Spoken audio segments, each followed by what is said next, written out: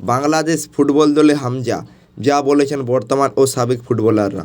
Bangladesh football দলে খেলবেন English premier লিগের লেস্টার সিটির ফুটবলার হামজা দেওয়ান চৌধুরী। বিশ্বের সবচেয়ে জনপ্রিয় ও প্রতিদ্বন্দ্বিতাপূর্ণ লিগের একজন ফুটবলার বাংলাদেশে খেলবেন, এতে বেশ খুশি বর্তমান ও সাবেক ফুটবলাররা। বাংলাদেশ জাতীয় ফুটবল দলের অধিনায়ক জামাল ভুঁইয়া নিজেও বাংলাদেশি বংশোদ্ভূত। হামজা বাংলাদেশের হয়ে খেলতে পারবেন, এই সংবাদ ইতিমধ্যে পেয়েছেন জামাল। ইউরোপ থেকে তিনি প্রতিক্রিয়া ব্যক্ত করলেন এভাবে: এই সংবাদের জন্য আমি 1.5 বছর অপেক্ষা করেছিলাম, শেষ পর্যন্ত সুখবরটি আসলো।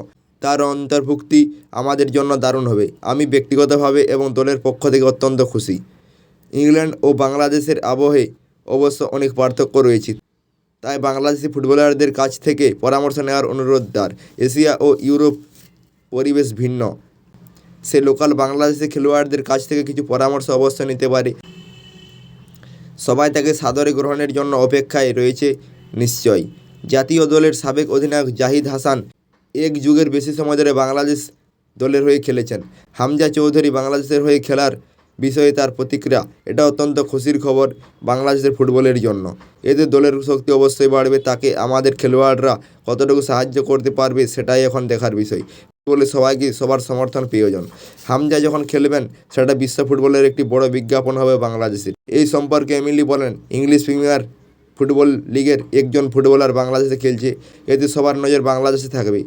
আবার অন্য প্রবাসী ও বংশোদ্ভূতরাও বাংলাদেশের হয়ে খেলার জন্য নিজেদের তৈরি করবে। হামজা ইংলিশ প্রিমিয়ার লিগের ফুটবলার।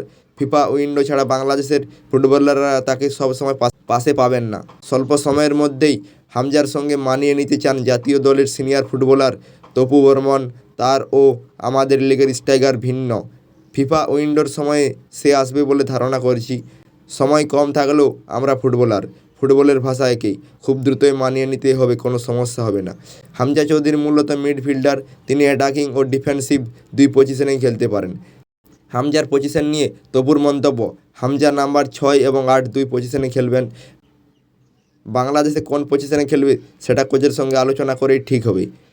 যে পজিশনে খেলুক তাকে আমরা সাহায্য করতে পারবো, আবার তিনিও আমাদের দলের শক্তি বৃদ্ধি করতে পারবেন।